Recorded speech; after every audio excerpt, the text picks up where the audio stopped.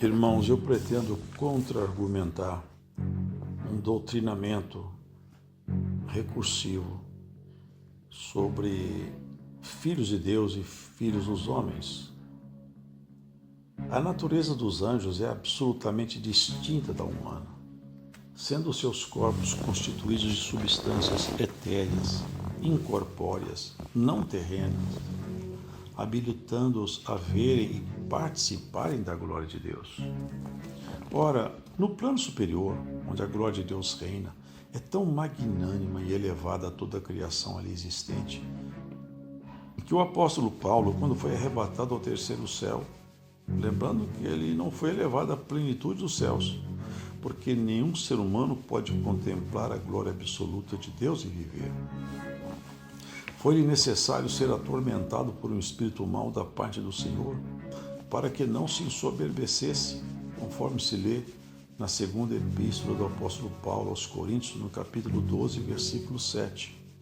E para que não me exaltasse pela excelência das revelações, foi-me dado um espinho na carne, a saber, um mensageiro de Satanás para me esbofetear, a fim de não me exaltar. Os seres angelicais vivem uma glória magnânima continuada nos céus. Admitir que essas criaturas santas, que se alimentam da essência da própria majestade sublime, se interessem pelo corpo de mulheres, é em absoluto herético e revela uma total falta de conhecimento básico das Escrituras Sagradas, bem como demonstra uma ignorância absurda da compreensão da estrutura dos anjos. Eles são seres assexuados, sem corpos materiais e sem desejos carnais. Irmãos, leiam com atenção essa explicação dada pelo Senhor Jesus Cristo, contida em Mateus, no capítulo 22, versículo 30. Porque na ressurreição nem casam, nem são dados em casamento, mas serão como os anjos de Deus nos céus. Anjos são espírito e não carne, conforme confirmamos em Hebreus capítulo 1, versículo 13. E a qual dos anjos disse jamais: assenta-te à minha destra, até que ponha teus inimigos por escabelo de teus pés? Não são, porventura, todos eles espíritos ministradores, enviados para servir a favor daqueles que hão de herdar a salvação?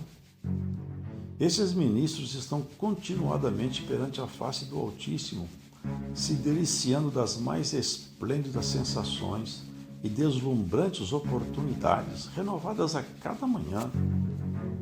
Vejam em Mateus, capítulo 18, versículo 10.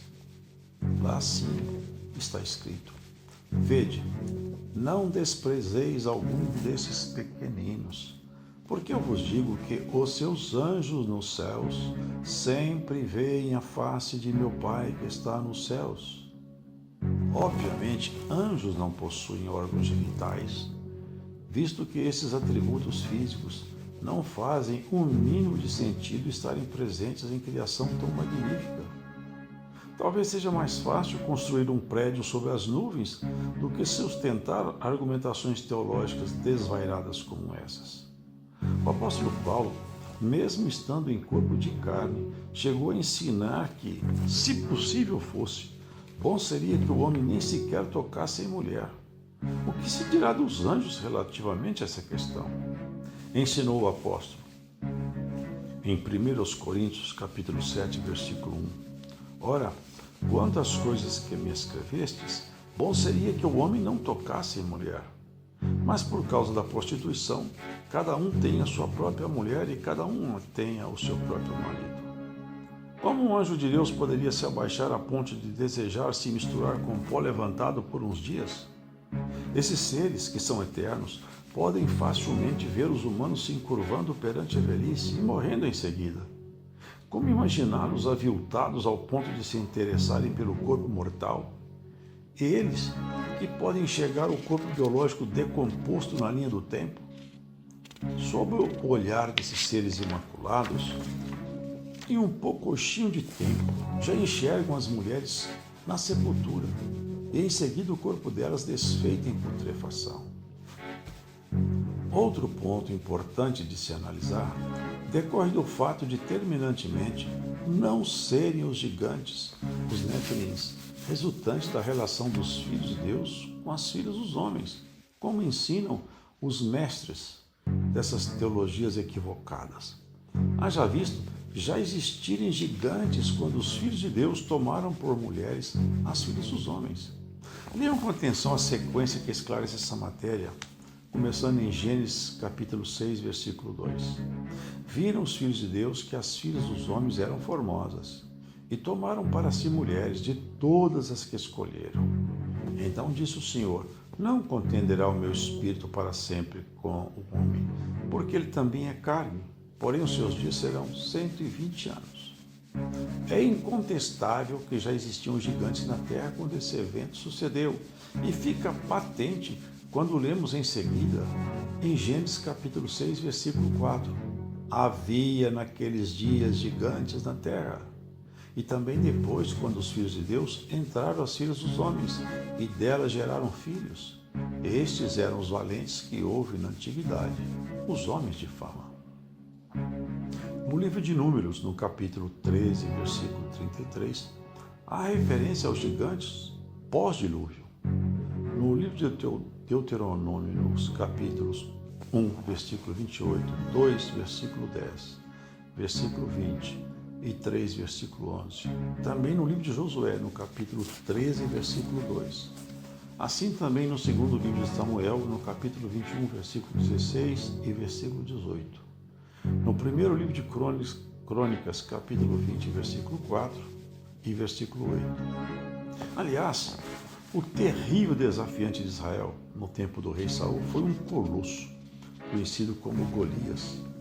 Irrefutavelmente, o gigantesco Golias não era filho de um anjo com uma mulher, nem tampouco pertencia à árvore genealógica daqueles homens arrãos. Haja visto que todos aqueles indivíduos foram exterminados pelo dilúvio, posto que a Bíblia relata apenas Noé e sua família como sobreviventes. Portanto, Golias não foi filho de anjo com nenhuma mulher. Raciocinando pelo absurdo, caso fosse verdadeiro o argumento que os anjos estivessem relacionados com mulheres, esses mesmos anjos deveriam ser os primeiros a receberem severa reprovação e juízo divino, e não os homens, considerando o mais elevado grau de conhecimento. Uma pausa aqui. Quanto mais se conhece, tanto mais se recebe castigo. Leiam em Lucas capítulo 12, versículo 48. E a qualquer que muito for dado, muito se lhe pedirá. E ao que muito se lhe confiou, muito mais se lhe pedirá. Conhecimento e o poder deles em relação aos homens é muito superior. Entretanto, em nenhum texto, nem no contexto do livro de Gênesis, existe alguma maldição de Deus lançada sobre esses supostos anjos. Se eles fossem os culpados, a humanidade não poderia ser destruída pelo erro nascido deles. O que se percebe é uma tentativa imprudente e descabida de alguns teólogos que teorizam loucuras e tentam associar esse episódio narrado em Gênesis a alguns trechos das cartas de Pedro e Judas. Atentem que, muito embora Pedro e Judas relatem acerca dos anjos rebeldes, todavia eles jamais ensinam que essa rebeldia se reporte ao relacionamento carnal entre anjos e humanos. Ademais disso, o argumento errôneo, segundo o qual o castigo de destruição diluviana foi a consequência da conjunção amaldiçoada de anjos com mulheres, não encontra base escritural confiável. O julgamento de Deus enviando o dilúvio sobre a terra não foi consequência da união entre anjos e as filhas dos homens, senão fruto da multiplicação da própria maldade humana, alcançando aquela geração uma condição abominável, com os homens praticando avidamente toda a sorte de imundícia, de pecado e pisoteando as leis morais de Deus, conforme relatado em Gênesis capítulo 6, versículo 5. E viu o Senhor que a maldade do homem se multiplicara sobre a terra, e que toda a imaginação do pensamento do seu coração era somar continuamente. Portanto, como se constata, toda a maldade praticada foi nitidamente atribuída aos homens e não aos anjos. Seguramente não são aos anjos, visto que, caso se interessassem por mulheres, não poderiam ser chamados de filhos de Deus, pois nessa condição seriam demônios, anjos caídos, e jamais ministros do Eterno. No Antigo Testamento, a Bíblia declara Deus chamando homens fiéis filhos de Deus, conforme se pode ler em Êxodo, capítulo 2, versículo 22. Israel é meu filho. Deuteronômio, capítulo 14, versículo 1. Filhos sois do Senhor vosso Deus. Jeremias 31, 9. Porque sou um pai para Israel. Já no texto do Novo Testamento, encontramos várias referências aos cristãos como sendo eles os filhos de Deus, conforme se pode constatar em Mateus 5:9, Lucas 20:36, João 1:12, 11:52, Romanos 8:14, 8:16, 8:19, 9:8, Gálatas 3:26, Filipenses 2:15, 1 João 3:1, 3:2, 3:10, 5:12, 5:2. Com base nessas passagens, podemos inferir que filhos de Deus se trata de uma expressão que aponta e identifica aquelas pessoas que prestavam culto sincero a Deus. E no livro de Gênesis se refere aos descendentes da linhagem de Sete, visto que da sua genealogia começaram os homens a buscar a Deus. Confiram no livro de Gênesis capítulo 4, versículo 26. E a Sete também nasceu um filho, e chamou o seu nome Enos. Então se começou a invocar o nome do Senhor. Da genealogia de Sete descendeu Enoque, o qual foi arrebatado aos céus, conforme se lê em Hebreus 11:5, e Noé, o pregoeiro da justiça. No evangelho narrado por Lucas se percebe que Jesus, como se cuidava ser filho de José, pertencia à genealogia de Sete. Isso está narrado em Lucas, capítulo 3, versículo 38. E Cainã de Enos, e Enos de Sete, e Sete de Adão, e Adão de Deus.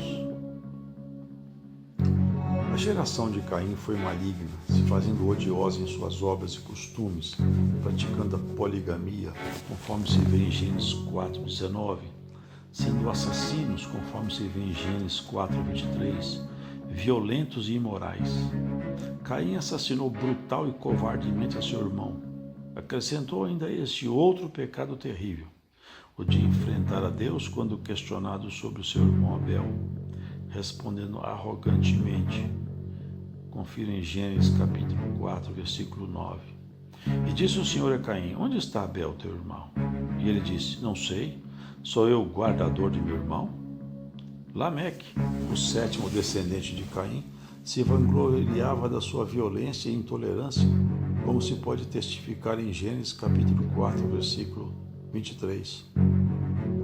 E disse Lameque às suas mulheres Ada e Zilá: ouvi minha voz, vós mulheres de Lameque, escutai as minhas palavras, porque eu matei um homem por me ferir, e um jovem por me pisar. Porque 7 vezes Caim será castigado, mas Lameque 70 vezes 7.